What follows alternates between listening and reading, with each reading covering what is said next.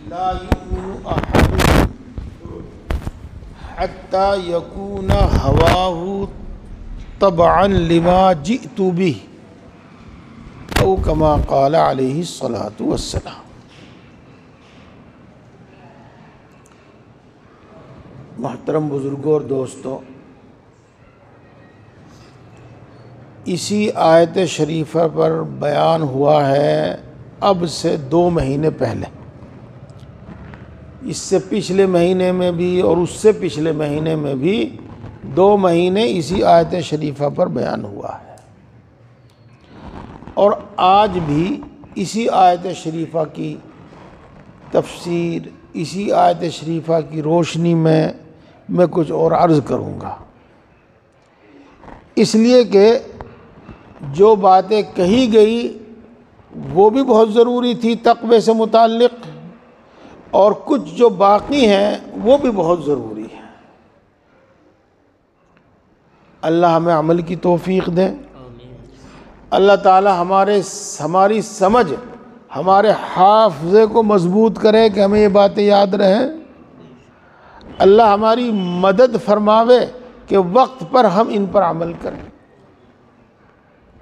اگر ہم سنیں گے، یاد رکھیں گے تو عمل کی امید ہے، توفیق کی امید ہے، اور اگر سنیں گے نہیں اور یاد ہی نہیں رکھیں گے تو پھر تو عمل بھی نہیں ہوگا۔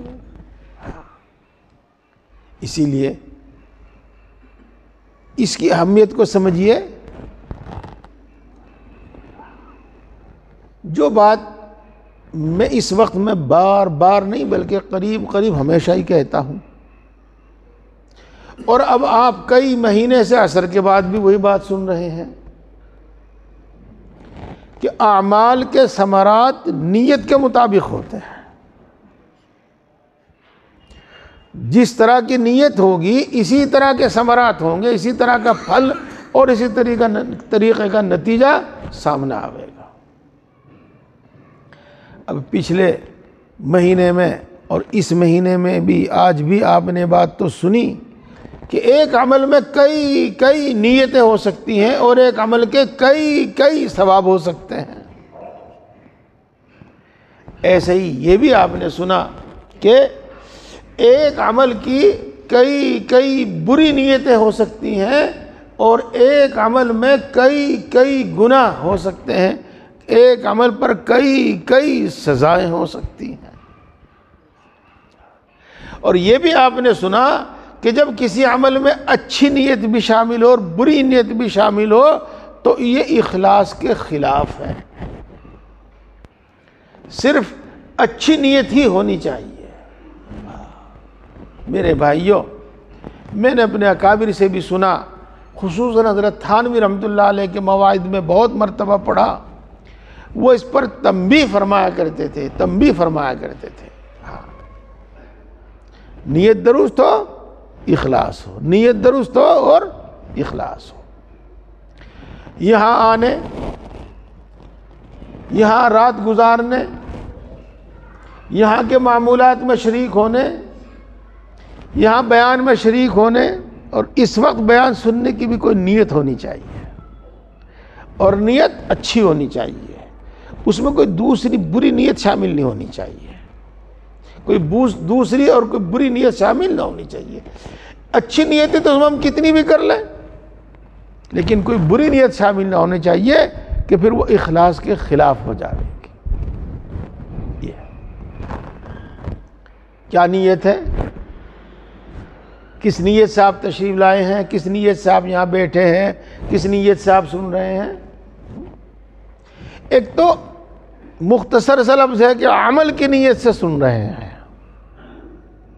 یہ بھی اچھا ہے، یہ بھی اچھی نیت ہے، عمل کی نیت سے سن رہے ہیں۔ انشاءاللہ العزیز جب آپ کے تشریف لانے کی اور آپ کے سننے کی اور یہاں کے معمولات میں شریک ہونے کی یہ نیت ہوگی تو عمل کی توفیق ہوگی۔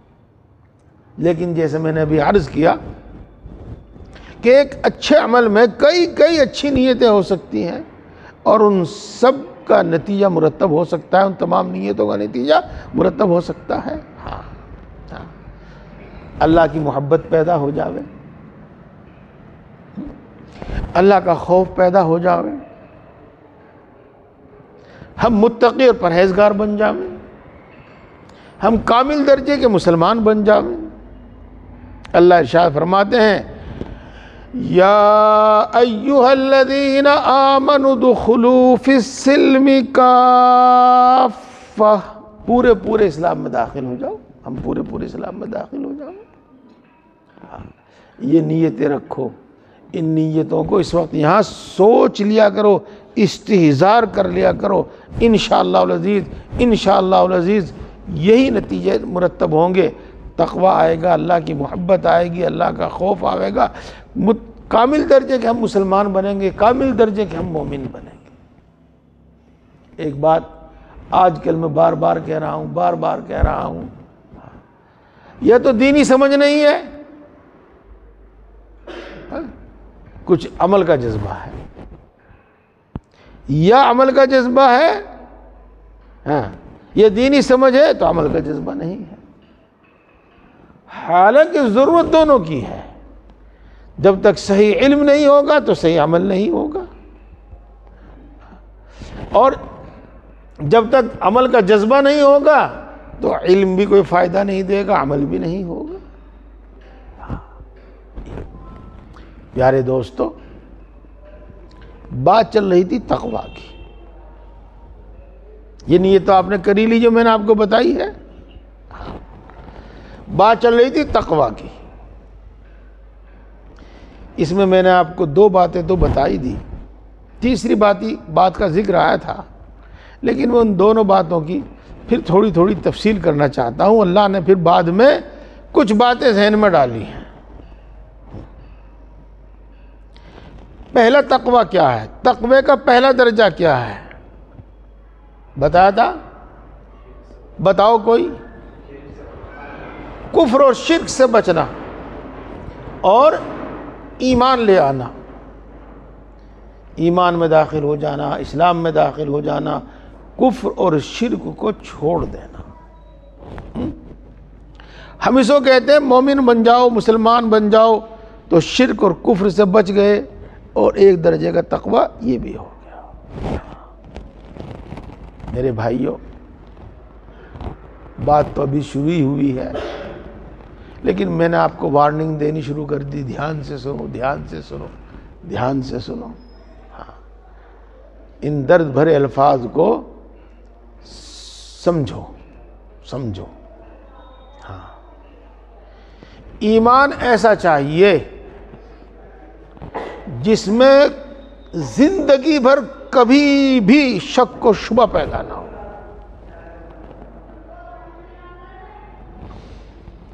اور ایمان ایسا چاہیے جیسا کہ آنکھ سے دیکھی ہوئی چیز کا یقین ہوتا ہے۔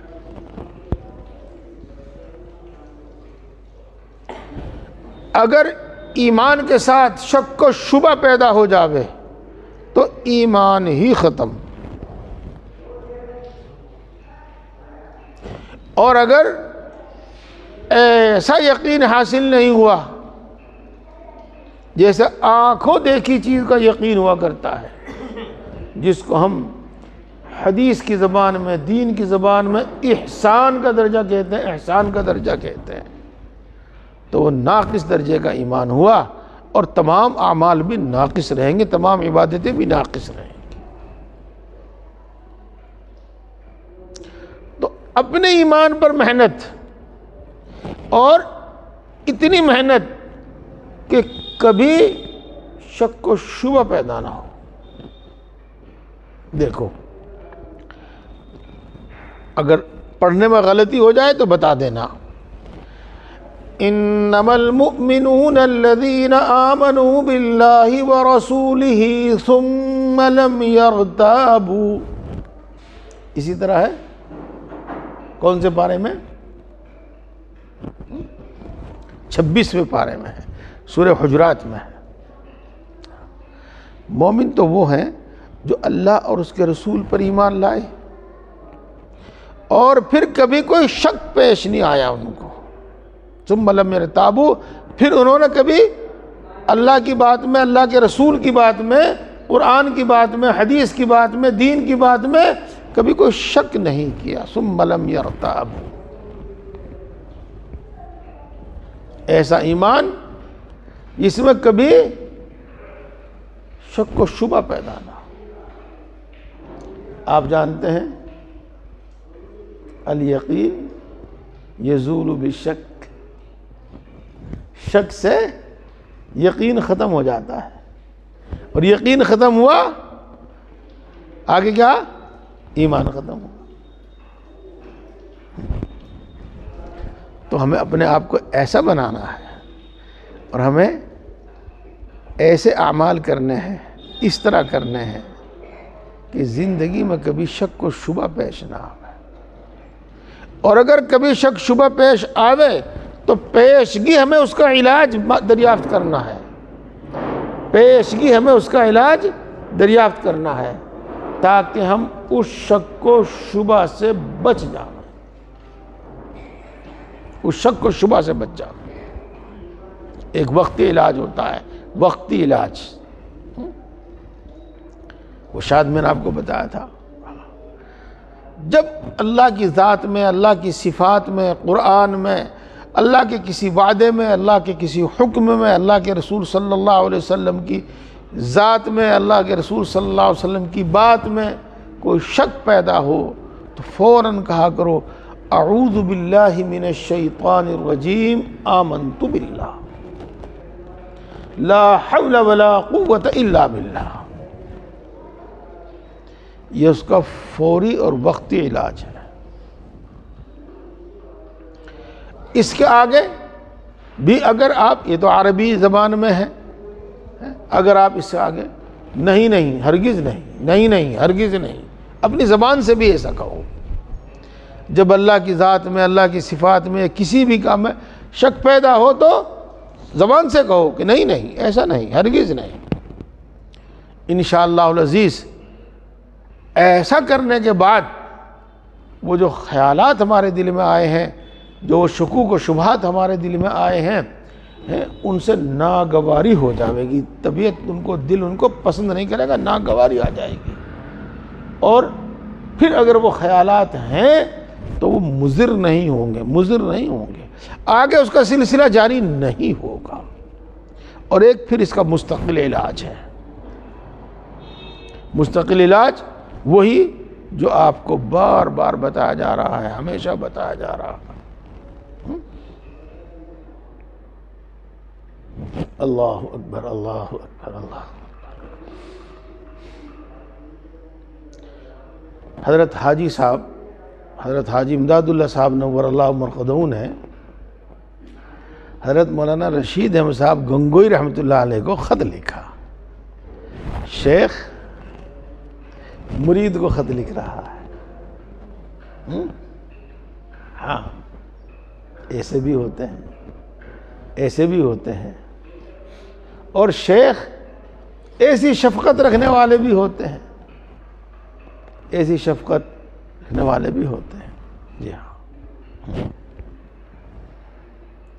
حضرت نے لکھا کہ بہت دن ہو گئے آپ کے حالات معلوم نہیں ہوئے، کسی کے ذریعے سے، خط کے ذریعے سے آپ کے حالات معلوم نہیں ہوئے. جی ہاں. تو حضرت نے اور جو کچھ لکھا ہوگا اس کے ساتھ یہ لکھا کہ الحمدللہ اب شریعت کے کسی حکم میں کوئی شک و شبہ نہیں رہا.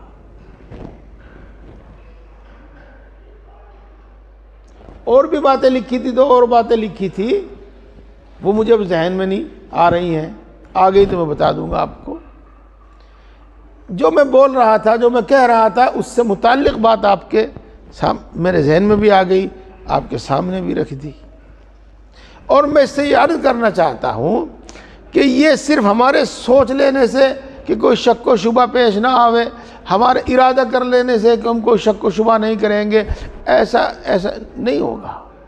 ہاں، بلکہ ہمیں اپنی حالت، اپنی طبیعت، اپنا دل، اپنا دماغ کچھ ایسا بنانا ہوگا تب ہوگا، ورنہ جب بھی کوئی مشکل پیش آوے گی، جب بھی کوئی مشکل پیش آوے گی، تبھی شکوک و شبہات پیدا ہونا شروع ہو جائے۔ اس بات کو میرے بھائیوں پلے باندھ لے، معاملہ ایمان کا ہے، کوئی چھوٹا موٹا نہیں ہے، معاملہ ایمان کا ہے، کوئی چھوٹا موٹا نہیں ہے۔ خدا نہ خواستہ ایمان ہی ختم ہوگا، ایمان ہی نہ رہا تو پھر تو معاملہ بڑا بھاری پڑ جائے گا نا، بہت بھاری پڑ جائے گا نا۔ تو ایک وقتی علاج بتایا میں نے، اور دوسرا اس کا علاج وہی جس کو ہم کچھ بھی کہہ لو، کامل تقوی کہہ لو، اللہ کی محبت کہہ لو، اللہ کا خوف کہہ لو، جب یہ چیزیں پیدا ہوں گی تب وہ حالت پیدا ہوگی کہ احکام میں شک و شبہ نہ رہے، کسی بھی بات میں شک و شبہ نہ رہے، اور اللہ کی جو آیات ہیں، اللہ کے جو بیانات ہیں قرآن پاک میں، وہ سب ایسے ہو جاویں جیسے کہ آنکھوں دیکھی چیز۔ میرے دوستو، جو تقوی کا پہلا درجہ ہے اس میں بھی ہمیں بہت کچھ کرنا پڑے گا۔ اور دوسری کیا بات بتائی تھی میں نے، کہ ایمان ایسا ہو جائے جیسا کہ آنکھوں دیکھی چیز کا۔ دیکھو ماشاءاللہ آپ سب حضرات بار بار آتے ہیں، ہمیشہ آتے ہیں، اور میری زبان آپ سمجھتے ہیں، علماء بھی ہیں، بڑی بات چھوٹے الفاظ میں، کم الفاظ میں اگر کہہ دی جاوے تو وہ زیادہ یاد رہتی ہے۔ ہاں، ایمان نام ہے غیب کی چیزوں پر یقین کرنے کا، مغیبات پر یقین کرنے کا نام ایمان ہے۔ ان غیبی چیزوں پر، ان مغیبات پر ایمان ایسا ہو جاوے جیسے اپنی آنکھ سے دیکھی ہوئی چیز پر یقین ہوتا ہے، مشاہدات پر یقین ہوتا ہے، محسوسات پر جیسا یقین ہوتا ہے، اس طرح کا یقین ہو جائے، اس طرح کا یقین ہو جائے۔ پیارے بھائیوں، یہ صرف آرزوؤں سے نہیں ہوگا، یہ صرف تمناؤں سے نہیں ہوگا، یہ صرف سرسری عمل کرنے سے نہیں ہوگا، اس کے لیے کچھ کرنا پڑے گا۔ بہت دنوں پہلے تفسیر دیکھی تھی، وہ سورہ نجم ہے نا، والنجم اذا ہوا، سورہ نجم، اس کے آخر میں رکوع میں سجدہ ہے، سجدہ تلاوت ہے، ہاں، اور اس میں ان کے بتوں کا بھی کچھ تذکرہ ہے، اگرچہ مذمت ہی ہے لیکن کچھ تذکرہ ہے۔ تو کفار کا ایک بڑا مجمع رسول اللہ صلی اللہ علیہ وسلم کی زبان مبارک سے یہ آیات سن رہا تھا، یہ سورت سن رہا تھا۔ جی ہاں، جب سورت ختم ہوئی اور رسول اللہ صلی اللہ علیہ وسلم نے اور مومنین نے ساتھ کے ساتھ سجدہ تلاوت کیا تو کافروں نے بھی سجدہ تلاوت کیا۔ ابو جہل ذرا سا جھکا، زمین سے مٹی اٹھائی اور ماتھے پر لگائی اور کہا کہ مجھے تو یہی کافی ہے۔ تو میں کہہ رہا ہوں ایسی وقتی عبادت، ایسا وقتی جذبہ کافی نہیں، ایسی وقتی عبادت اور ایسا وقتی جذبہ نہیں ہے، جذبہ کافی نہیں ہے۔ بہرحال بات یہ چل رہی تھی کہ تقوی نام ہے، اور تقوی کا پہلا درجہ ہے کفر و شرک کو چھوڑ دیا جاوے اور مومن بن جاوے، ایمان لے آوے۔ پھر میں نے عرض کیا کہ ایمان میں یہ مطلوب ہے کہ زندگی بھر پھر کبھی کوئی شک و شبہ کسی معاملے میں پیش نہ آوے، ایسا ایمان چاہیے۔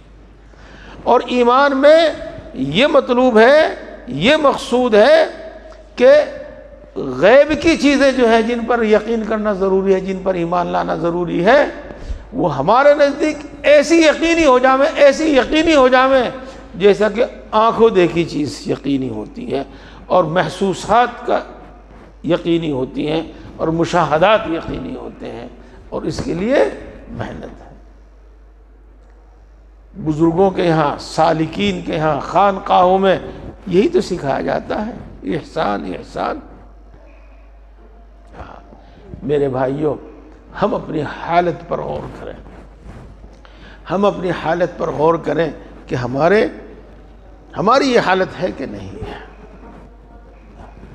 دوستو، دوسرا درجہ تقوی کا یہ تھا، یہ بتایا تھا کہ اللہ تبارک و تعالیٰ نے جن چیزوں کا حکم دیا ہے، اور چاہے کہہ دو اللہ اور اس کے رسول نے جن چیزوں کا حکم دیا ہے، بات ایک کی ہے۔ چاہے یوں کہہ دو کہ ہمارا دین ہمیں جن کاموں کو کرنے کے لیے کہتا ہے، بات وہی ہے، کوئی الگ بات نہیں ہے۔ ہم انہیں کو کہتے ہیں مامورات، ہم ان کے پابند ہو جائیں، پابند ہو جائیں۔ پہلی بات، ایک ایسا جذبہ اور ایک ایسا درد، ایک ایسی فکر، ایک ایسا ڈر ہمارے اندر پیدا ہو جاوے کہ اللہ کے احکام کو چھوڑنے ہی کی ہمت نہ ہو۔ ایک ایسا ڈر، ایک ایسا خوف پیدا ہو جاوے کہ اللہ کے احکام کو چھوڑنے ہی کی ہمت نہ ہو، چاہے وہ نماز ہو، چاہے وہ روزہ ہو، چاہے وہ حج ہو، چاہے وہ زکوٰۃ ہو، چاہے وہ حلال کھانا ہو، چاہے وہ پاک دامن رہنا ہو، چاہے وہ سچ بولنا ہو، چاہے وہ امانت داری ہو۔ اور بڑے سے بڑا نفع، بڑے سے بڑا نفع اللہ کے حکم کی خلاف ورزی پر ہمیں آمادہ نہ کر سکے۔ سوچ لو اس کو، سمجھ لو اس کو، بڑے سے بڑا نفع، بڑے سے بڑی دولت، بڑے سے بڑا عہدہ، بڑے سے بڑا لالچ ہم کو اللہ کی احکام کی خلاف ورزی پر نہ اٹھا رہے۔ اسی طریقے سے جن کاموں سے اللہ تبارک و تعالیٰ نے منع کیا ہے، ان سے رک جانا، ان سے رک جانا، اور اس طرح رک جاویں کہ اس کا خیال آنے سے ہی روح کانپ جاوے، جسم پر لرزہ طاری ہو جائے۔ اپنی حالت ایسی بنانی ہوگی، اپنی حالت آپ کو ایسی بنانی ہوگی۔ اسی کا نام تقویٰ ہے، اس کا نام تقویٰ ہے۔ دوستو، پتہ نہیں میں نے آپ کو یہ پہلے واقعہ سنایا نہیں سنایا، اور یہ بات آپ سنتے ہی رہتے ہیں، بہت سے چھوٹے چھوٹے واقعے، معمولی معمولی واقعے ہیں، لیکن اللہ کے فضل سے، اللہ کے کرم سے، اللہ کے فضل سے، اللہ کے احسان سے وہ کچھ دل میں ایسے گڑے ہوئے ہیں اور ایسے بیٹھے ہوئے ہیں اور اس طرح یاد ہیں کہ ان سے بڑی رہنمائی ملتی ہے، بڑی رہنمائی ملتی ہے، خود بھی ملتی ہے، اور ہم ان کے واسطے سے دوسروں کو بھی اپنی بات سمجھانے میں کامیاب رہتے ہیں، سہولت ہوتی ہے، بڑی آسان ہوتی ہے۔ میں ہردوئی میں تھا، اور ہمارے کمرے میں مجھ سے بھی کچھ زیادہ عمر کے ایک صاحب تھے، مہرولی کے، دلی میں ہی ہے مہرولی کے، وہ بھی قیام پذیر تھے۔ جہاں ہمارا قیام تھا، کمرے تھے، صحن میں ایک نل تھا، نل کے پاس نالی بنی ہوئی تھی، نالی پر لوٹے رکھے ہوئے تھے، اور حضرت کی طرف سے یہ حکم تھا کہ کوئی شخص وضو کرے تو نل سے وضو نہ کرے، لوٹے میں لے کر نالی پر بیٹھ کر وضو کرے، اور کوئی شخص برتن دھوئے تو نل پہ نہ دھوئے، بلکہ لوٹے میں پانی لے کر نالی پر بیٹھ کر برتن دھوئے۔ یہ دو باتیں میں نے آپ کے مثال کے طور پر کہہ دی، اور یہ خامخواہ نہیں تھا، یہ خامخواہ نہیں تھا، آپ سمجھے ہو یا نہ سمجھے ہو، اور سمجھ بھی جاویں گے، ایک شخص نل گھیر کے بیٹھ گیا، سارے انتظار میں کھڑے، کن کن کو تکلیف ہو رہی ہے، اور ہر شخص لوٹا لے اور الگ بیٹھ کر وضو کرے تو کسی کو کوئی دقت نہیں، جو آتا رہے گا لوٹے میں پانی لے کر الگ بیٹھ کے وضو کرتا رہے گا۔ ایک شخص برتن دھونے لگے، باقی سب انتظار میں کھڑے رہے تو سب کو تکلیف ہوگی، اور جو بھی لوٹے میں لے اور الگ بیٹھ کے اپنے برتن دھو لے تو کسی کو کوئی تکلیف نہیں ہوگی، سب کو راحت ہوگی۔ جی ہاں، اور اس پر سبھی عمل کرتے تھے۔ وہ صاحب جن کا میں نے ابھی ذکر کیا، مہرولی کے، میرے سے بھی بڑی عمر کے تھے وہ، اپنا سالن کا کٹورا کہہ لو آپ، وہ دھونے کے لیے گئے۔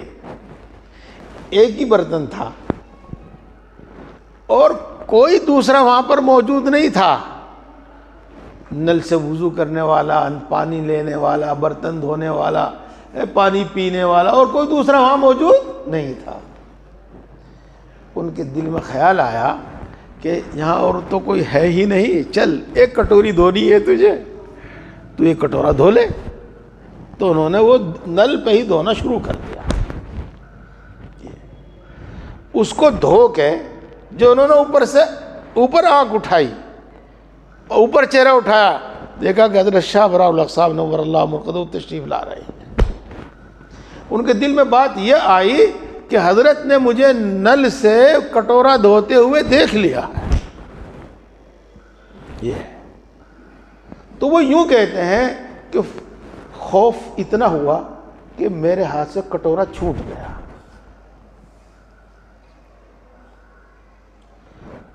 کیسے بھی میں نے کٹورا اٹھایا، حضرت بھی اتنی دیر میں واپس تشریف لے گئے، میں اپنے کمرے میں گیا، کمرے میں جاتے ہی میں نے فوراً ایک معافی نامہ لکھا، اور میں نے اس پر بھی اکتفا نہیں کیا۔ وہاں پر ایک پیشکار صاحب رہتے تھے، ایک مولانا عبد الرؤف صاحب رہتے تھے کہ ان کو پیش کر دوں۔ میں نے کہا کہ یہ میں خود پیش کروں گا حضرت کو۔ یہ حضرت کی طرف سے اجازت ہو گئی، اندر گئے، وہ پیش کر دیا۔ لیکن وہ کہتے ہیں کہ مجھے کچھ کہنے کی ہمت نہیں ہوئی سوائے رونے کے، مجھے کچھ کہنے کی ہمت نہیں ہوئی سوائے رونے کے۔ حضرت نے ہی تسلی کے الفاظ کہہ کر اور پھر مجھے رخصت کیا، واپس کیا۔ میرے دوستو، یہ اللہ کی عظمت، اللہ کا خوف اور احسان کا درجہ، احسان کا درجہ جو میں ابھی بتا رہا ہوں، جب حاصل ہوگا تب ایسا خوف پیدا ہوگا، تب یہ حالت ہوگی، اس سے پہلے نہیں ہونے کی، اس سے پہلے نہیں ہونے کی، اس سے پہلے نہیں ہونے کی۔ وہ جو میں کہہ رہا ہوں کیا کہ اللہ کی نافرمانی، چاہے وہ جس کا حکم دیا ہے اس کو چھوڑنے کی ہو، یہ اللہ کی نافرمانی جس کو چھوڑنے کا حکم دیا ہے اس کے کرنے کی شکل میں ہو، اس کا دل کانپ جاوے، اس کا دل کانپ جاوے، اور ہمت نہ رہے، ہمت نہ ہو اس کو اللہ کے حکم کی خلاف ورزی کرنے کی۔ دیکھو دوستو، یہ ہے، اس کا بنانا ہے، اپنے آپ کو اتنا بنانا ہے، اپنے آپ پر اتنی محنت کرنی ہے۔ اگر مومن کامل بننا ہے تو ایسا بننا پڑے گا، اور بس ٹھیک ہے جیسا ہے تو چلے گا، جو بھی چل رہا، جس طرح بھی چل رہا، پھر پتہ نہیں مرتے وقت کیا ہوگا، اور پتہ نہیں پھر قبر میں کیا ہوگا، پتہ نہیں حشر میں کیا ہوگا، پتہ نہیں انجام کیا ہوگا، نتیجہ کیا ہوگا۔ اسی کی دعوت ہے، اسی کی تعلیم ہے، اسی کی دعوت ہے، اسی کی تعلیم ہے۔ اس سے پہلے ہم متبع نہیں بن سکتے، دین کے متبع نہیں کہلا سکتے، اللہ کے فرما بردار نہیں کہلا سکتے، اللہ کے رسول صلی اللہ علیہ وسلم کے فرما بردار نہیں کہلا سکتے۔ جی ہاں، آپ نے میری زبان سے سنا ہوگا اور نہ سنا ہو تو آج سن لیجئے گا، اور نوٹ کرنے کی بات ہے، نوٹ کرنے کی بات ہے۔ فرض و واجب پر تو سبھی عمل کرتے ہیں، سب مسلمان، سنتوں پر بھی عمل کرنا چاہیے، اور سنتوں پر نہیں بلکہ مستحبات پر بھی عمل کرنا چاہیے، اور مستحب پر ہی نہیں بلکہ افضل اور اولا پر عمل کرنے کی ہمیں ہمیشہ کوشش کرنی چاہیے، افضل اور اولا پر ہمیں عمل کرنے کی کوشش کرنی چاہیے۔ اسی کو ہم، یہ جو الفاظ میں نے کہے نا، اسی کو ہم یوں کہتے ہیں کہ عبادات کے اندر سنت کا اہتمام، اور عادات کے اندر بھی سنت کا اہتمام، عادتوں کے اندر بھی سنت کا اہتمام۔ یہ تعبیر وہی ہے، بات وہی ہے۔ وہ میرے دوستو، صحابہ کرام رضوان اللہ تعالی علیہم اجمعین کا جو مقام ہے، آپ کو معلوم ہے کہ انبیاء کے بعد سب سے اونچا مقام صحابہ کرام رضوان اللہ تعالی علیہم اجمعین کا ہے۔ اور ان کی خوبی کیا تھی؟ سب سے بڑی خوبی وہ یہی تھی جو میں اب آپ کو بتا رہا ہوں، کہ وہ اللہ کے رسول صلی اللہ علیہ وسلم کے کسی حکم کی، کسی فرمان کی خلاف ورزی نہیں کرتے تھے۔ ان کو اس سے مطلب نہیں تھا کہ اس کا درجہ کیا ہے، یہ دین کا رکن ہے، یہ فرض ہے، یہ واجب ہے، اس سے کوئی مطلب نہیں تھا ان کو مطلب صرف اس سے تھا کہ رسول اللہ صلی اللہ علیہ وسلم کیا کرتے ہیں، ان کو مطلب صرف اس سے تھا کہ رسول اللہ صلی اللہ علیہ وسلم کیا فرما رہے ہیں۔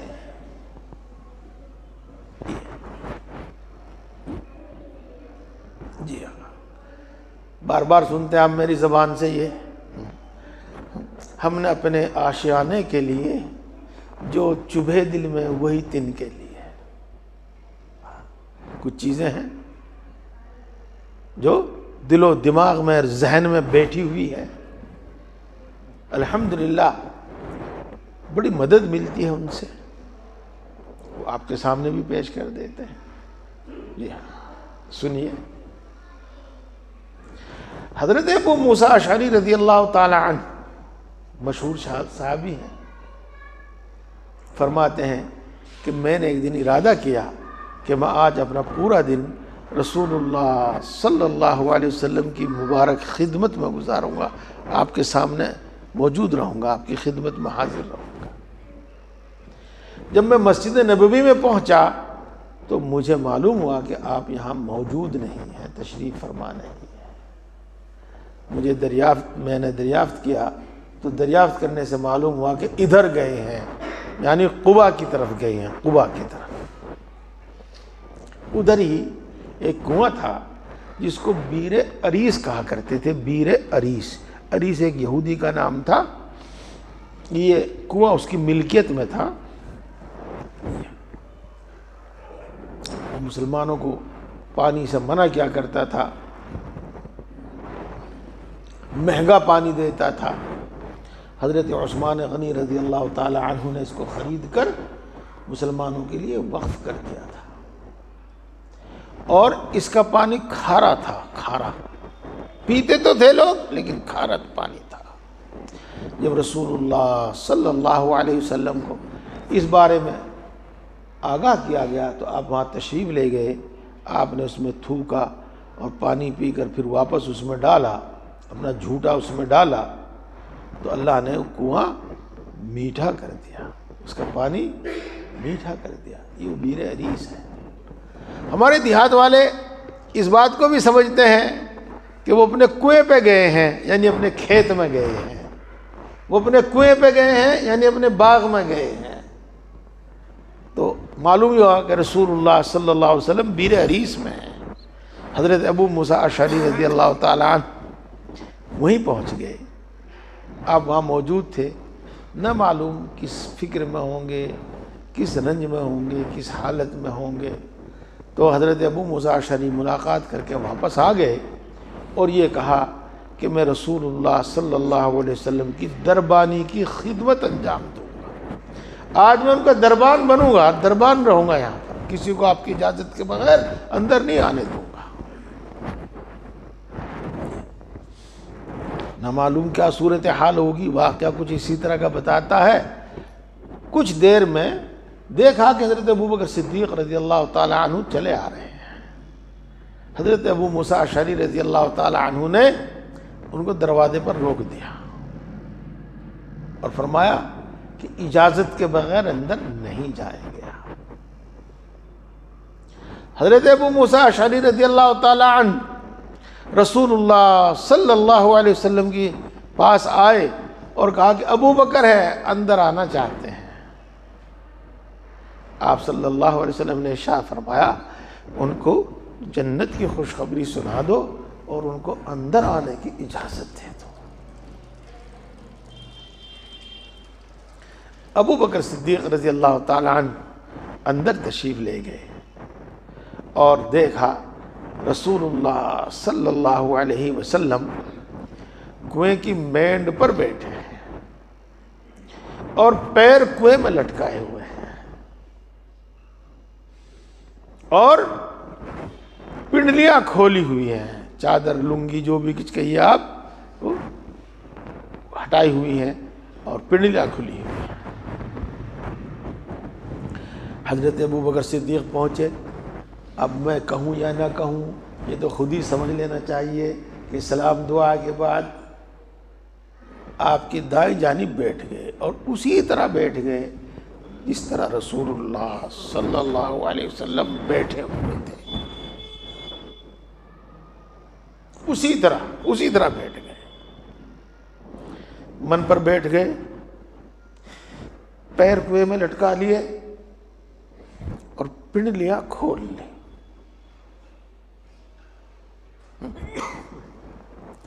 صحابہ کرام رضوان اللہ تعالی علیہم اجمعین کا یہی جذبہ اطاعت ہے، یہی جذبہ فرما برداری ہے، اور اس کے ساتھ پھر اخلاص، احسان وہ بھی ہے۔ کچھ ہی دیر کے بعد حضرت عمر رضی اللہ تعالی عنہ تشریف لائے، حضرت عثمان غنی رضی اللہ، حضرت ابو موسیٰ اشعری رضی اللہ تعالی عنہ نے ان کو بھی کہہ دیا کہ ٹھہر جائیے، اجازت کے بغیر اندر نہیں جائیں گے آپ، ٹھیک ہے۔ رسول اللہ صلی اللہ علیہ وسلم سے ان کے بارے میں اجازت لی گئی تو آپ نے فرمایا کہ ان کو جنت کی خوشخبری سنا دو اور اندر آنے کی اجازت دے دو۔ حضرت عمر رضی اللہ تعالیٰ عنہ بھی اندر گئے اور دیکھا کہ رسول اللہ صلی اللہ علیہ وسلم کیسے بیٹھے ہوئے ہیں اور دیکھا کہ ابو بکر کیسے بیٹھے ہوئے ہیں، تو رسول اللہ صلی اللہ علیہ وسلم کی بائیں جانب اسی طرح بیٹھ گئے، مینڈ پر بیٹھ گئے، پاؤں کنویں میں لٹکا لیے، پنڈلیاں کھول لی۔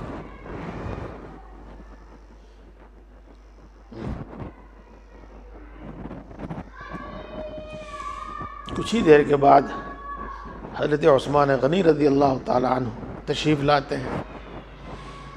حضرت ابو موسیٰ اشعری ان کو بھی وہی کہتے ہیں، ان کے لیے اجازت مانگتے ہیں تو رسول اللہ صلی اللہ علیہ وسلم ارشاد فرماتے ہیں کہ ان کو جنت کی خوشخبری سنا دو کچھ مشکلات کے ساتھ جو ان کو زندگی میں پیش آئے گی، اور اندر آنے کی اجازت دے دو۔ رسول اللہ صلی اللہ علیہ وسلم فرمایا کرتے تھے کہ عثمان اتنے باحیا ہیں کہ فرشتے بھی ان سے شرماتے ہیں، اس لیے حضرت عثمان غنی رضی اللہ تعالی عنہ کے مزاج و طبیعت کا لحاظ کرتے ہوئے آپ صلی اللہ علیہ وسلم نے اپنی پنڈلیاں ڈھانک لی، اور حضرت ابو بکر نے بھی ڈھانپ لی، حضرت عمر نے بھی ڈھانپ لی۔ اب عثمان غنی جاتے ہیں اور دیکھتے ہیں کہ رسول اللہ صلی اللہ علیہ وسلم کس طرح بیٹھے ہوئے ہیں اور ان کے دو ساتھی کس طرح بیٹھے ہوئے ہیں. ایک دائیں جانب بیٹھے ہوئے تھے، ایک بائیں جانب بیٹھے ہوئے تھے. حضرت عثمان غنی رسول اللہ صلی اللہ علیہ وسلم کے چہرے کے سامنے بیٹھ گئے، بالکل چہرے کے سامنے بیٹھ گئے. اور کس طرح بیٹھ گئے؟ اسی طرح بیٹھ گئے. مینڈ پر بیٹھ گئے، کنویں میں پیر لٹکا لیے. پنڈلیاں ڈھکی ہوئی تھی ہی، پنڈلیاں نہیں کھولی، لیکن ہمارا جذبہ کہتا ہے کہ وہ کتنے بھی شرمیلے، کتنے ہی بھی باحیا تھے کہ اگر رسول اللہ صلی اللہ علیہ وسلم کی پنڈلیاں کھلی ہوئی ہوتی تو یہ بھی ضرور کھول لیتے. دوستو، یہ بات سنا کر میں آپ کو یہی بات بتانا چاہتا ہوں، وہ بتانا چاہتا ہوں کہ کامل اطاعت، کامل اطاعت صرف فرضوں میں نہیں، صرف واجبات میں نہیں، سنت، مستحب، سنن عبادت، سنن عادت، کوئی سی بھی سنت، رسول اللہ صلی اللہ علیہ وسلم کا اتباع. یہ جو آپ بزرگان دین کی باتیں سنتے ہیں، ان کے واقعات سنتے ہیں، ان کا عمل دیکھتے ہیں، وہ اسی لیے ہے. انہوں نے اپنے آپ کو ایسا ہی بنایا، انہوں نے اپنے آپ کو ایسا ہی بنایا. جی ہاں، کامل اتباع، کامل اتباع. اسی یہ تقوی میں شامل ہے، یہ بھی تقوی میں شامل ہے.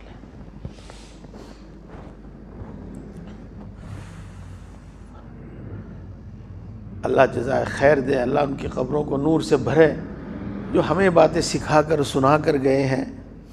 حضرت مولانا مسیح اللہ خان صاحب جلال آبادی نور اللہ مرقدہ ایک واقعہ سنایا کرتے تھے.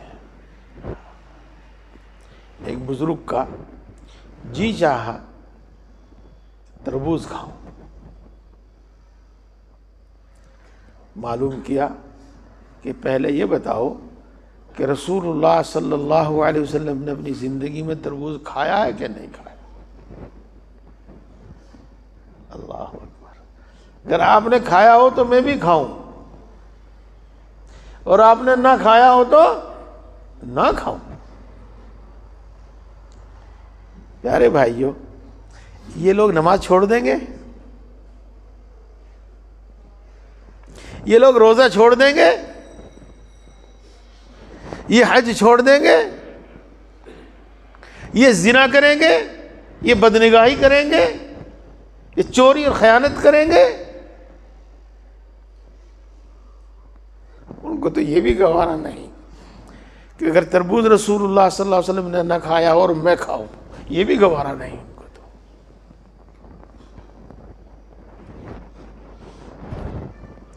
جب تربوز لایا گیا اور اسے کاٹنے کا نمبر آیا تو آپ جانتے ہیں لمبا سا ہوتا ہی ہے تربوز ہے، اس کو یوں یوں لمبائی میں کاٹا جاوے یا یہ ان کو گولائی میں کاٹا جاوے.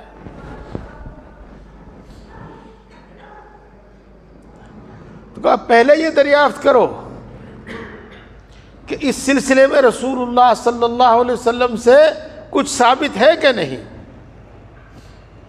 یعنی جس کسی نے تربوز کھانے کا تذکرہ کیا تو اس نے کاٹنے کا بھی تذکرہ کیا کہ نہیں کیا؟ یہ تو بتانے والوں نے بتایا کہ حضرت اس کا کوئی ذکر نہیں ملتا کہ آپ صلی اللہ علیہ وسلم کے لیے تربوز کیسے کاٹا گیا تھا. آپ نے فرمایا بس ہم تربوز نہیں کھاتے.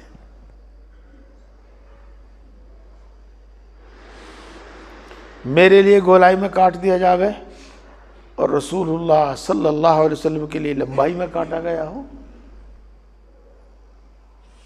اور میرے لیے لمبائی میں کاٹ دیا جاوے اور رسول اللہ صلی اللہ علیہ وسلم کے لیے گولائی میں کاٹا گیا ہو. یہ ہے میرے دوستو وہ اللہ کے رسول صلی اللہ علیہ وسلم کی سنتوں پر عمل کرنے والے، آپ کے احکام پر عمل کرنے والے، آپ کی نقل کرنے والے، آپ کی پوری اطاعت کرنے والے، پوری اطاعت کرنے والے. یہ سب چیزیں بھی ایک درجے میں تقوی میں شامل ہیں. ایک درجے کا میں نے مطلب بتاؤں گا میں کچھ آپ کو. میرے بھائیوں اور دوستوں، میں آپ سے عرض کرتا ہوں کہ آپ ایسا مت کرنا، آپ ایسا مت کرنا. آپ موٹی موٹی باتوں پر عمل کرنا، ان باتوں میں نہ پڑنا. ہاں، ایک وقت آئے گا انشاءاللہ، اگر آپ ترقی کرتے رہے تو ایک وقت آئے گا کہ اس وقت میں یہ بات آپ کے لیے کوئی مشکل نہیں ہوگی. اس پر عمل کرنا کوئی مشکل نہیں ہوگا. ابھی اگر آپ عمل کرنا چاہیں گے تو نہیں کر پائیں گے، الجھنوں میں پڑ جاؤ گے، دقت میں پڑ جاؤ گے. یہ مثال بتائی جا رہی ہے، اور یہ اسی لیے بتائی جا رہی ہے جو میں نے ابھی ایک جملہ آپ کے سامنے کہا. جن کی طبیعت میں، جن کے مزاج میں اللہ کے رسول صلی اللہ علیہ وسلم کا ایسا اتباع ہو، کیا وہ نماز چھوڑیں گے؟ کیا وہ روزہ زکوٰۃ حج چھوڑیں گے؟ کیا وہ جھوٹ بولیں گے؟ کیا وہ حرام کھائیں گے؟ کیا وہ خیانت کریں گے؟ کیا وہ دھوکہ دیں گے؟ نہیں نہیں نہیں نہیں نہیں. ان کا اتباع تو اتنا اونچا اور اتنا کامل درجے کا ہے. یہ تو صحابہ کرام رضوان اللہ تعالی علیہم اجمعین کی جو شان تھی، اولیاء اللہ کی بھی یہی شان ہے. اولیاء اللہ کی بھی یہی شان ہے. اولیاء اللہ کی بھی یہی شان ہے. کتنے واقعات میں آپ کو سناتا، لیکن وہ بات رہ جاوے گی. بس دل میں آ رہا ہے اور تقاضا ہو رہا ہے، اور وہ بھی اسی طرح کا ایک واقعہ ہے، وہ بھی میں آپ کو سنائے دیتا ہوں. حضرت ابوبکر رضی اللہ تعالی عنہ خلیفہ تھے. ایک دن حضرت عمر رضی اللہ تعالی عنہ ان کے پاس آئے، ملنے کے لیے آئے. وہ تو ان کا دست راست تھے. تو حضرت ابوبکر صدیق رضی اللہ تعالیٰ عنہ نے کہا، اے عمر، چلو ام ایمن کے پاس چلتے ہیں. یہ رسول اللہ صلی اللہ علیہ وسلم کی آزاد کی ہوئی باندی تھی. چلو ان کے پاس چلتے ہیں، چلو ان کے گھر چلتے ہیں. اگلا جملہ بھی سنیے، اگلا جملہ بھی سنیے. چونکہ رسول اللہ صلی اللہ علیہ وسلم کبھی کبھی اس کے گھر جاتے تھے. چونکہ رسول اللہ صلی اللہ علیہ وسلم کبھی کبھی ان کے گھر جاتے تھے. اللہ کے رسول صلی اللہ علیہ وسلم کی تعلیم نہ کہو، عمل کہو، آپ جیسا عمل کرنے کی نیت سے وہ بھی ام ایمن سے ملنے جا رہے ہیں. آگے بھی ایک قصہ ہے کچھ، لیکن بس یہی رہنے دیجیے. میرے دوستو، تھوڑی سی تفصیل سے یہ بات پچھلے مہینوں سے زیادہ کچھ تفصیل سے آپ کے سامنے بات آ گئی ہے. تقوی جس کا ہمیں حکم دیا گیا ہے اور مرتے دم تک اس پر قائم رہنے کا حکم دیا گیا ہے. اور تقوی بھی ایسا جیسا تقوی کا حق ہے. اللہ سے ڈرنا بھی ایسا جیسا اللہ سے ڈرنے کا حق ہے. اسی کی تفصیل آپ کے سامنے بیان کی جا رہی ہے. میرے دوستو، اب وہ تیسرا درجہ سنو، اور وہ تیسرا درجہ سنو، اور آج اسی کا بیان ہونا تھا. اللہ کی محبت اور اللہ کے خوف سے ایک ایسی احتیاط پیدا ہوتی ہے انسان کے اندر، ایک ایسی احتیاط پیدا ہوتی ہے کہ جہاں اللہ کے رسول کی خلاف ورزی کا احتمال ہو، وہ ایسا کام بھی نہیں کرتے. وہ ایسا کام بھی نہیں کرتے. اور عام طور سے ہم، چونکہ تقوی کا کامل درجہ ہے، عام طور سے ہم تقوی متقی اسی کو کہتے ہیں. صرف مومن کو متقی نہیں کہتے، صرف اعمال کی اعمال صالحہ کی پابندی کرنے والے اور گناہوں سے بچنے والے کو متقی نہیں کہتے، بلکہ جو اپنے اعمال میں احتیاط برتتا ہے، احتیاط، ہم اس کو متقی کہتے ہیں، ہم اس کو متقی کہتے ہیں۔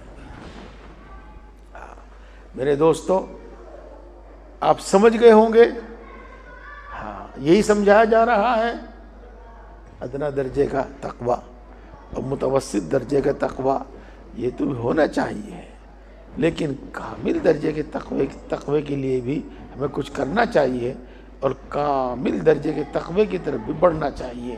نہ معلوم اللہ تبارک و تعالیٰ نے متقین سے جو وعدے کیے ہیں وہ کون سے درجے پر کیے ہیں۔ اللہ تعالیٰ جنت کے بارے میں فرماتے ہیں اعدت للمتقین، وہ متقی لوگوں کے واسطے تیار کی گئی ہے۔ کون سے درجے کے تقوی والوں کے واسطے تیار کی گئی ہے؟ اور کمال کی طرف تو بڑھتے ہی رہنا چاہیے، بڑھتے رہنا چاہیے۔ ہاں دیکھو دوستو، اب میں آپ کو کچھ مثالیں دیتا ہوں اور کچھ واقعات سناتا ہوں اس تقوی کے، اس احتیاط کے۔ آپ میں سے ماشاءاللہ کچھ علماء بھی ہیں۔ آپ نے پڑھا ہوگا کہ امام احمد بن حنبل رحمہ اللہ کے نزدیک اونٹ کا گوشت کھانے سے وضو ٹوٹ جاتا ہے۔ حالانکہ اونٹ کا گوشت کھانے سے کوئی نجاست، کوئی ناپاکی آدمی کے جسم سے نہیں نکلی، لیکن انہوں نے فرمایا کہ وضو ٹوٹ جاتا ہے اس سے۔ تو مالا بد منہما یہ لکھا اور پھر یہ کہا کہ اگرچہ احناف کے نزدیک اونٹ کا گوشت کھانے سے وضو نہیں ٹوٹتا، لیکن احتیاط اختلاف سے بچنے میں ہے، یعنی اگر کوئی شخص اونٹ کا گوشت کھاوے تو احتیاط اس میں ہے کہ وضو کر لے،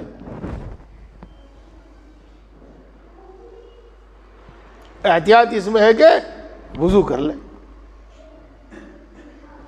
یہ اسی کو میں عرض کر رہا ہوں، اسی کو میں سمجھا رہا ہوں، احتیاط پر عمل کیا جائے، احتیاط پر عمل کیا جائے۔ ایک مسئلہ اور سماعت فرما میں انشاءاللہ سمجھ میں آ جاوے گا۔ علماء کو تو میں بہت چٹکیوں میں سمجھا دوں گا، آپ کو ذرا سمجھانے میں تھوڑا سا مجھے سوچنا پڑے گا۔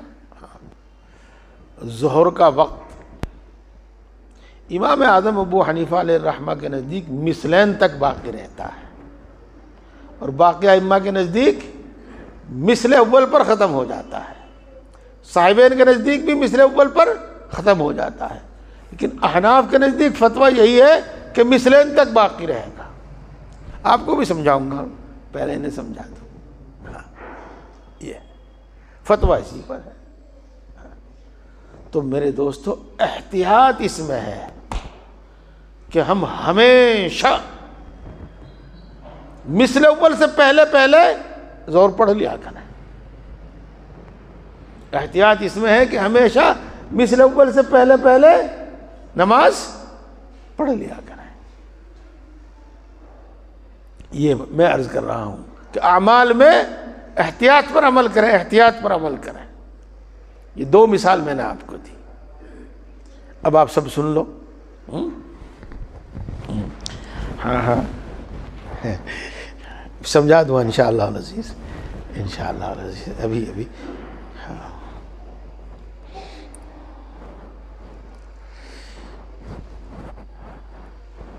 یہ ہمارے سامنے ایک ایپ کھلا ہوا ہے، اس میں نمازوں کے اوقات لکھے ہوئے ہیں، آپ کے پاس بھی شاید ہو۔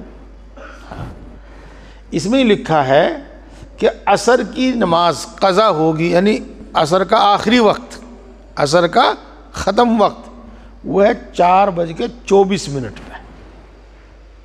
یہ نہیں ظہر کا آخری وقت کہاں گیا؟ ظہر کے یہ آ گیا، جی ہاں بات وہی ہے۔ اس میں لکھا ہوا ہے کہ ظہر کا آخری وقت جو ہے وہ 4:24 پہ ہے. ظہر کا آخری وقت 4:24 ہے. 24 منٹ پہ ظہر کا وقت ختم ہو جاتا ہے. اس کے بعد نماز قضا ہو جائے گی. جی. اور امام شافعی علیہ رحمہ کے نزدیک ظہر کا وقت 3:39 پر ختم ہو جائے گا. 3:39 تک وقت ہے. یہ آپ کو اس ایپ میں لکھا ہوا ملے گا. یہ 3:39 ہے. یہ مثل اول ہے. اور 4:24 ہے. یہ مثلین ہے, 2 مثل ہے. یہ آپ کے پاس بھی ایپ ہوگا. تو اس میں یہ بتا رہا ہوں میں آپ کو. مثلا امام شافعی رحمۃ اللہ علیہ جو فرماتے ہیں کہ 3:39 پر ظہر کا وقت ختم ہو جاتا ہے, تو احتیاط اس میں ہے کہ ہمیشہ 3:39 سے پہلے, یعنی آج کی بات ہو رہی ہے بھائی, یہ وقت تو بدلتا رہتا ہے آپ کو معلوم ہے, تو اس سے پہلے نماز پڑھ لیں. ظہر میں اتنی تاخیر نہ کریں کہ اس کے بعد نماز پڑھیں.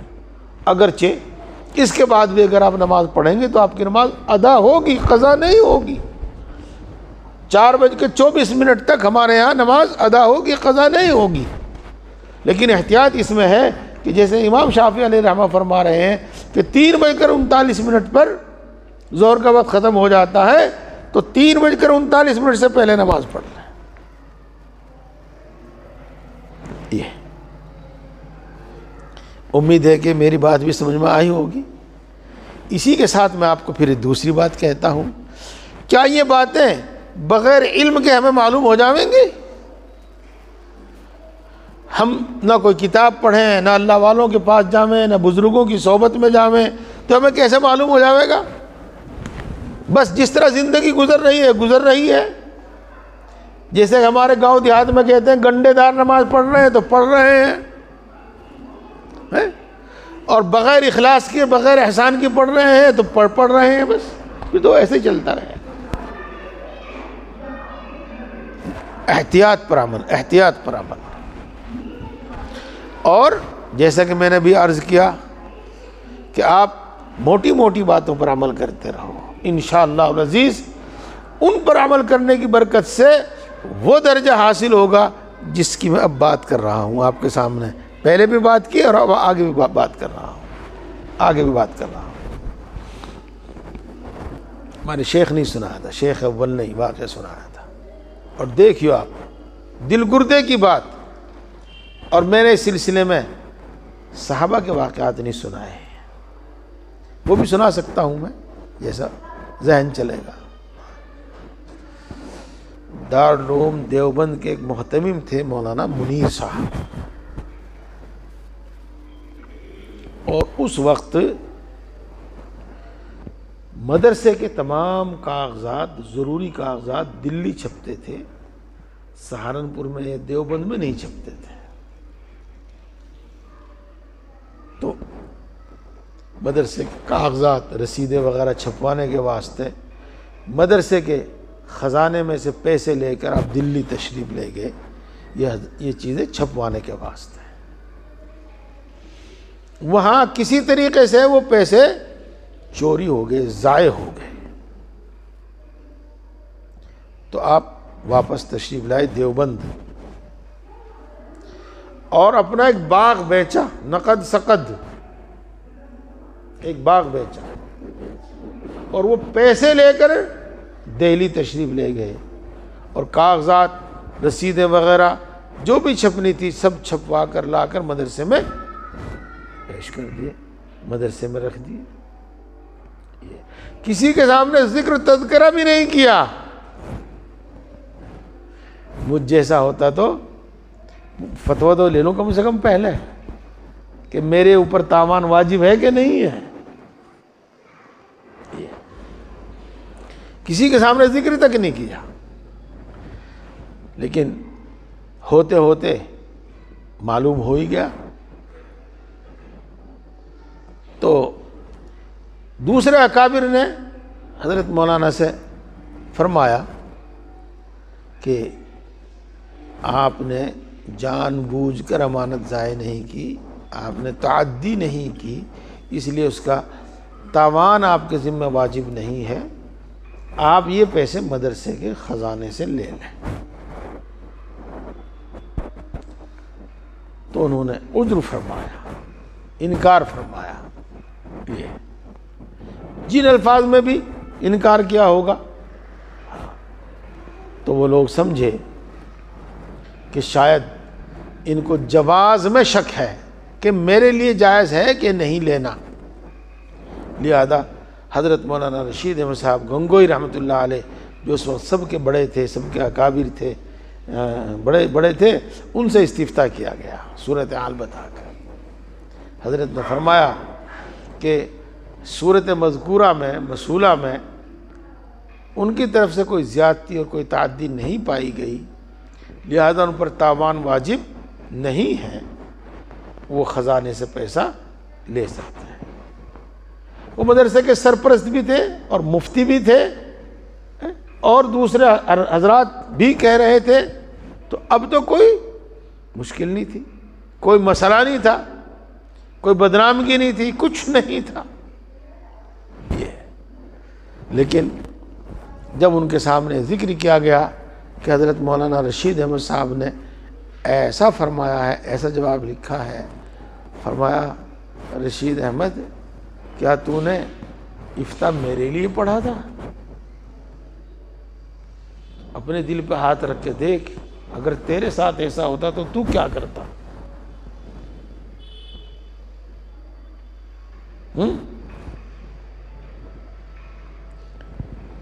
یہ حضرات خیانت کریں گے، کسی کا حق دباویں گے، یہ قرض لے کر نہیں دیں گے۔ کیا منٹ باقی ہیں؟ 15 منٹ اذان میں 15 منٹ۔ اچھا، یہ ہے میرے دوستوں، میرے پیارے بھائیوں، یہ ہے تقویٰ۔ اس کے لیے کوشش کرو، اس کے لیے کوشش کرو، غفلت میں نہیں۔ میں نے بھی کبھی یہ حدیث پڑھی نہیں تھی، سنی پڑھی، تبلیغ دین تو پتہ نہیں کتنی مرتبہ پڑھی، لیکن وہ حدیث یاد نہیں تھی جو میں نے آج پڑھی، اور آج یاد ہے، ہو گئی انشاءاللہ۔ اب ساری زندگی نہیں بھولنے کی۔ کیا کہا؟ سرما لگانے پر بھی پوچھ ہوگی سرما کیوں لگایا تھا۔ زمین سے اگر مٹی کریدی تھی تو اس کی بھی پوچھ ہوگی کہ تم نے انگلیوں سے مٹی کیوں کریدی تھی۔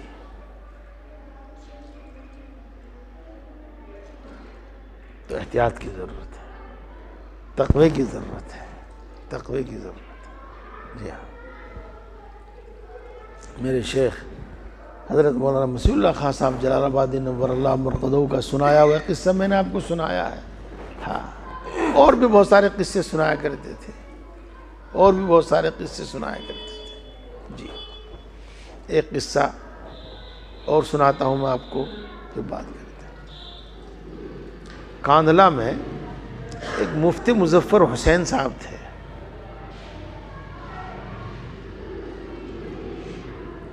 وہ بھی اسی زمانے میں تھے، حضرت مولانا قاسم صاحب نانوتوی، حضرت مولانا رشید احمد صاحب گنگوئی رحمۃ اللہ علیہ وغیرہ، انہی کے زمانے میں تھے وہ۔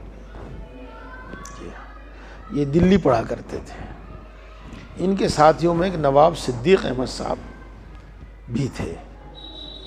نواب صاحب، راجہ، نواب کا ترجمہ کر لو راجہ، وہ بھی پڑھا کرتے تھے وہاں پر۔ تو نواب صاحب نے اپنے ساتھیوں کی، اپنے اساتذہ کی دعوت کی۔ ساتھیوں نے بھی دعوت قبول کر لی، اساتذہ نے بھی دعوت قبول کر لی، حضرت شاہ عبد العزیز صاحب رحمۃ اللہ علیہ نے بھی دعوت قبول کر لی۔ نمبر آیا مفتی مظفر حسین صاحب کا۔ انہوں نے دعوت قبول کرنے سے انکار کر دیا، معذرت کر دی۔ نواب صاحب کو بہت تکلیف ہوئی، ان کے اصرار کے باوجود مفتی صاحب نے دعوت قبول نہیں کی۔ نواب صاحب نے استاد محترم حضرت شاہ عبدالعزیز صاحب رحمۃ اللہ علیہ سے شکایت کی، سفارش کی۔ حضرت شاہ صاحب نے مفتی صاحب کو بلایا اور پوچھا آپ کو نواب صاحب کی آمدنی میں کوئی شک شبہ ہے؟ کہ نہیں حاشا وکلا، مجھے ہرگز ایسا گمان نہیں ہے کہ نواب صاحب کی آمد حرام ہے یا مشتبہ ہے، مجھے کوئی ایسا شک شبہ نہیں۔ پھر آپ نے دعوت قبول نہیں کی، تو کیوں نہیں قبول کی؟ پھر آپ نے دعوت قبول کیوں نہیں کی؟ سن رہے بھائی آپ؟ ذہن کہیں ادھر ادھر تو نہیں چلا گیا؟ نہیں، جانا نہیں چاہیے۔ پھر آپ نے دعوت قبول کیوں نہیں کی؟ تو جواب سنیے ان کا۔ انہوں نے عرض کیا کہ حضرت حدیث پاک ہے مطل الغنی ظلم، جب آدمی کے پاس پیسہ آ جاوے اور وہ قرض ادا کرنے میں پھر بھی ٹال مٹول کرتا رہے تو یہ ظلم اور زیادتی ہے۔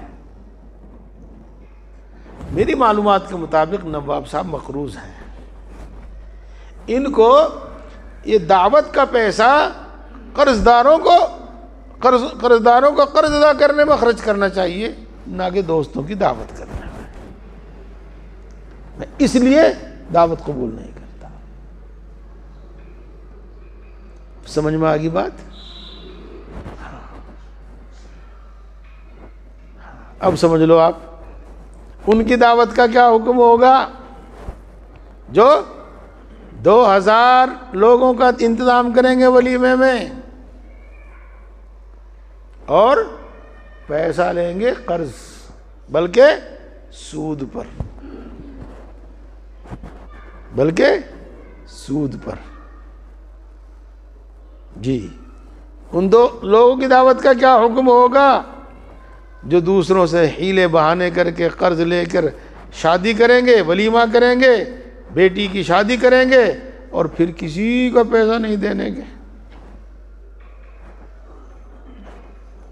میں یہ بات آپ کو اس لیے کہہ رہا ہوں کہ کیا ان لوگوں کے بارے میں یہ کہا جا سکتا ہے کہ ایسا کریں گے؟ اس لیے میرے بزرگوں اور دوستوں، اللہ تبارک و تعالیٰ قرآن پاک میں ارشاد فرماتے ہیں یا ایھا الذین آمنوا اتقوا اللہ حق تقاتہ، اے ایمان والو اللہ سے ڈرو جیسے اللہ سے ڈرنے کا حکم ہے۔ ولا تموتن الا وانتم مسلمون، میں نے اس کا ترجمہ کرنے کے بجائے آپ کو بتایا تھا کہ اس کا مطلب یہ ہے کہ اور اس تقوی اور فرما برداری پر موت تک قائم رہو، موت تک ثابت قدم رہو، موت تک ثابت قدم رہو۔ یہ اسی لیے میں نے آپ کو تقوی کے درجات بتائے، اور ان پر تاکہ ہمیں تقوی کے درجات حاصل ہو جاویں، ان کا طریقہ ہم آپ کو بار بار بتا چکے ہیں اور بار بار بتا رہے ہیں۔ یہ سلوک اسی کو کہتے ہیں، سلوک اسی کو کہتے ہیں۔ یہ جو آپ کو بتایا جاتا ہے علم حاصل کرو، یہ اسی لیے ہے۔ یہ بتایا جاتا ہے کہ ذکر کیا کرو، کچھ نہ کچھ ذکر ضرور کیا کرو۔ کسی کو 3 تسبیح اور کسی کو 12 تسبیح اور کسی کو کم اور کسی کو زیادہ جو بتایا گیا ہے وہ اسی لیے بتایا گیا ہے کہ اس سے تقویٰ آئے گا، اس سے انشاءاللہ اللہ تبارک و تعالیٰ کی کامل اطاعت کا جذبہ پیدا ہوگا اور روز بروز اس میں ترقی ہوگی، روز بروز احتیاط میں ترقی ہوگی، روز بروز اعمال میں ترقی ہوگی انشاءاللہ العزیز۔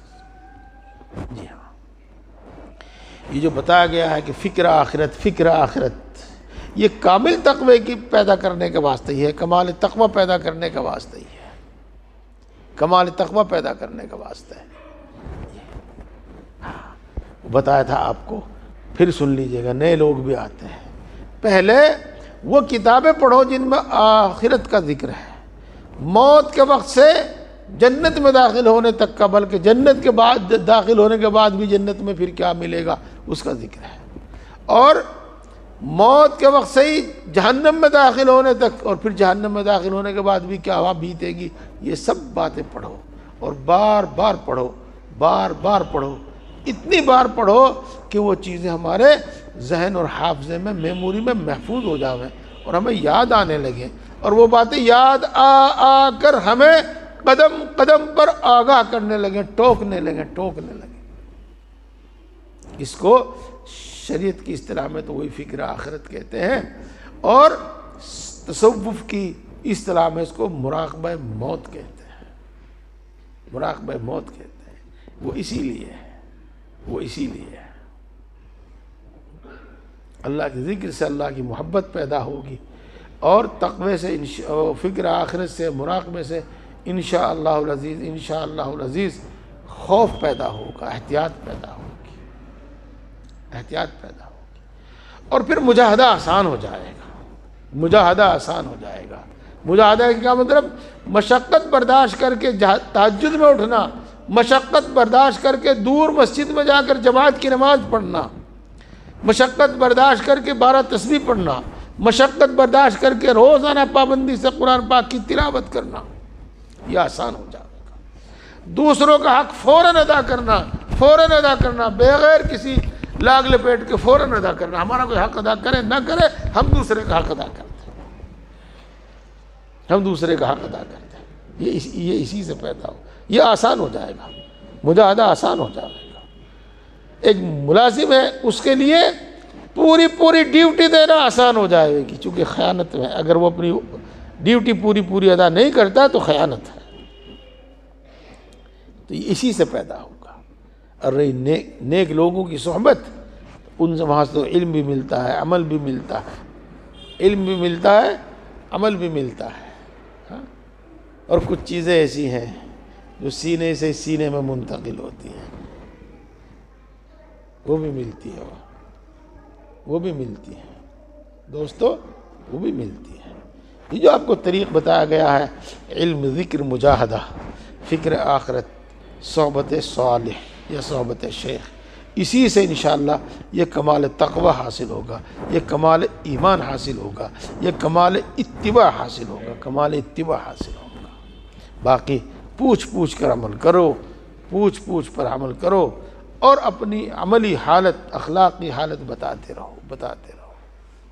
میرے بہت سارے بھائی اپنے حالات بیان کرتے ہیں، اور وہ گویا کہ یوں ہے یہ ہے ان کا حاصل، اور یہ ہے ان کا منشا، اور یہ ہے کہ ہم نفس کے ہاتھوں مجبور ہو چکے ہیں، ہم سے گناہ نہیں چھوٹ رہے ہیں،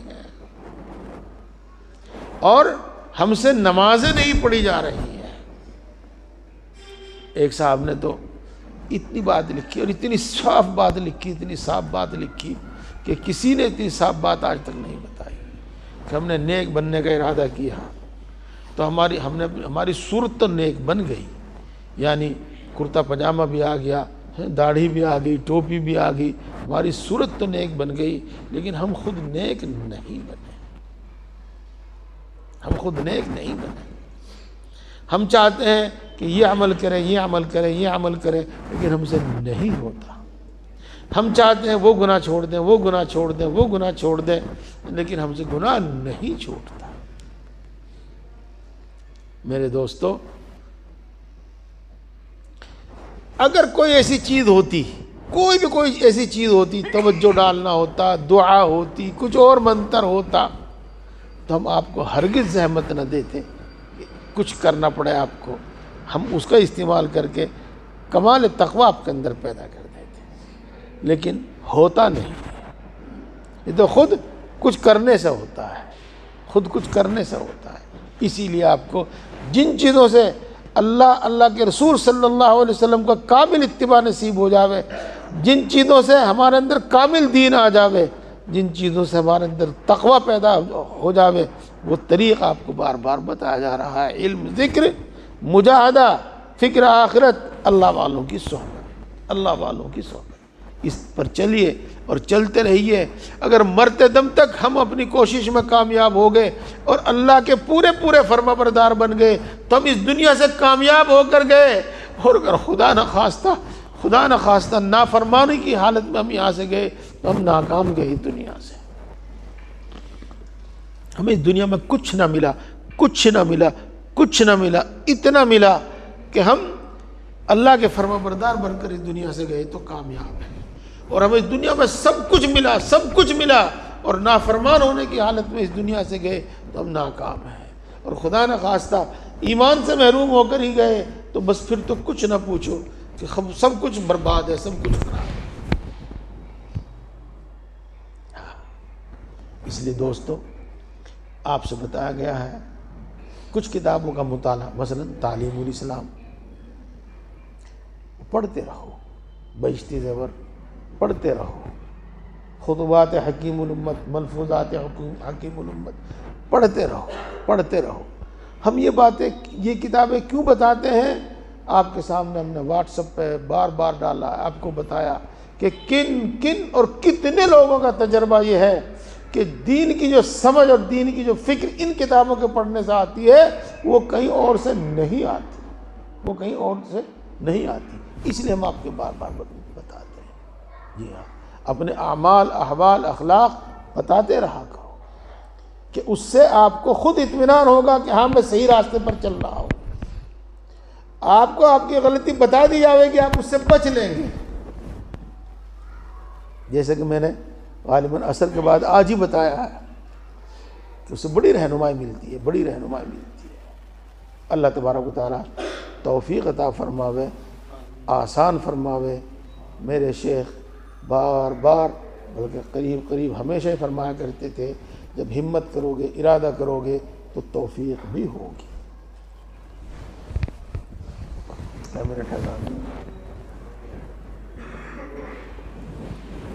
الحمدللہ رب العالمین الرحمن الرحیم مالک یوم الدین والصلاة والسلام علی سید الانبیاء والمرسلین محمد وآلہ واصحابہ اجمعین۔ ربنا ظلمنا انفسنا وإن لم تغفر لنا وترحمنا لنكونن من الخاسرين۔ اللهم لا أحصي ثناء عليك انت كما اثنيت على نفسك۔ اے اللہ، یقیناً ہر کمال کی صفت آپ کے اندر موجود ہے، ہر خوبی، ہر کمال آپ کی ذات بابرکات میں موجود ہے۔ یقیناً ہر نقص سے، ہر عیب سے آپ کی ذات پاک ہے۔ اے اللہ، ہم تیری ان اچھی صفات، سچی صفات کے واسطے سے مانگتے ہیں، ہم سب کو ایمان کامل عطا فرما۔ اے اللہ، ایمان کامل عطا فرما، ایمان کی لذت و حلاوت نصیب فرما، اپنی محبت و معرفت عطا فرما، اپنا خوف عطا فرما۔ اے اللہ، اے اللہ، تقوی اور طہارت کی زندگی نصیب فرما۔ اے اللہ، اپنا فرما بردار بندہ بنا، اپنا فرما بردار بندہ بنا۔ اے اللہ، متقی اور پرہیزگار بنا۔ آج تک جتنے گناہ ہوئے ہیں، جتنی نافرمانیاں ہوئی ہیں، اے اللہ ان سب کو معاف فرما، اللہ ان سب کو معاف فرما۔ اے اللہ توبہ پر استقامت نصیب فرما۔ اے اللہ، جرم کا اعتراف ہے، رحم کی درخواست ہے۔ اے اللہ، جرم کا اعتراف ہے، رحم کی درخواست ہے۔ اے اللہ، خالی ہاتھ ہوں، صرف تیری مغفرت اور رحمت کا آسرا ہے، معاف کر دیجئے، پھر نہیں کروں گا۔ اے اللہ، خالی ہاتھ ہوں، صرف تیری مغفرت اور رحمت کا سہارا ہے، معاف کر دیجئے، پھر نہیں کروں گا۔ اللہ، ساری مخلوق تیری محتاج ہے، تو کسی کا محتاج نہیں۔ اے اللہ، تو سب کے دلوں سے واقف ہے، ہر ایک کی مرادوں سے واقف ہے۔ اے اللہ، ہم سب کی اور خصوصاً حاضرین مجلس کی جائز مرادیں پوری فرما، جائز تمنائیں پوری فرما، جائز مقاصد میں کامیابی عطا فرما۔ اے اللہ ہر مشکل کو آسان فرما، ہر پریشانی کو دور فرما، اے بگڑی کے بنانے والے ہر بگڑا ہوا کام بنا دے، اے قادر مطلق ہر اٹکا ہوا کام بنا دے، اے قادر مطلق ہر اٹکا ہوا کام بنا دے۔ اے اللہ مرتے دم تک دین حق پر ثابت قدم فرما اور اپنے اپنے مقدرہ مقررہ وقت پر ایمان پر خاتمہ فرما۔ اے اللہ تو اپنے بہت سے بندوں کو بغیر حساب کے بخشے گا، اے اللہ ہمیں بھی بغیر حساب کے بخش دیجئے، اے اللہ ہمیں بھی بغیر حساب کے معاف فرما دیجئے، اے اللہ جہنم سے حفاظت فرما، جنت الفردوس میں جگہ عطا فرما۔ اے اللہ پوری امت مسلمہ کی مغفرت فرما، اے اللہ امت کے اندر بیداری اور سمجھداری پیدا فرما، امت کے اندر اتفاق اور اتحاد پیدا فرما۔ اے اللہ اسلام اور مسلمانوں کو عزت قوت اور غلبہ نصیب فرما۔ اے اللہ اے ہم سب کو پیدا کرنے والے، اے اللہ اے ہم سب کو پالنے والے، اے اللہ اے ماں سے زیادہ محبت رکھنے والے، اے اللہ اے باپ سے زیادہ مہربان، ہم اپنا دکھ تجھی کو سناتے ہیں، تجھی سے فریاد کرتے ہیں، ہر ضرورت تیرے ہی سامنے رکھتے ہیں، اور سچ تو یہ ہے کہ تیرے سوا کسی میں کوئی طاقت اور کوئی مجال ہے ہی نہیں۔ اے اللہ جو مانگا ہے وہ بھی عطا فرما، اور جو مانگنے سے رہے گا وہ بھی عطا فرما۔ اے اللہ اپنے فضل و کرم سے اور اپنے نبی پاک حضرت محمد مصطفیٰ صلی اللہ علیہ وسلم کے صدقہ اور طفیل سے ان تمام دعاؤں کو قبول فرما، ہمارے حق میں بھی قبول فرما، اور جو دعا کے لیے کہتے ہیں ان کے حق میں بھی قبول فرما۔ آمین آمین یا رب العالمین۔ ربنا تقبل منا انك انت السميع العليم وتب علينا انك انت التواب الرحيم۔ سبحان ربك رب العزة عما يصفون والسلام على المرسلين والحمد لله۔